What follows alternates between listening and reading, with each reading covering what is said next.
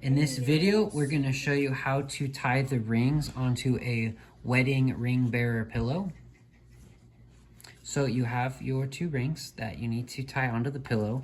And of course, you know, they have to be tied, otherwise the little kid could trip and they can fall right off. So in order to prevent that from happening, you need to tie a knot, but you don't want to tie any knot. You want it to be a slip knot so that you're not fumbling with trying to untie it in the middle of the wedding and it's awkward. So now you are ready to get the rings tied on. So take your two rings, your wedding bands, and feed them through one ribbon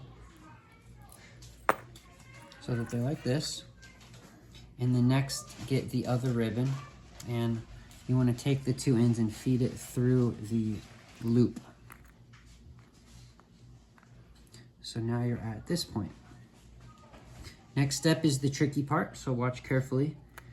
You are going to wrap the string around your finger to create a gap, a little loop, and then pinch through and pull. That's the slip knot.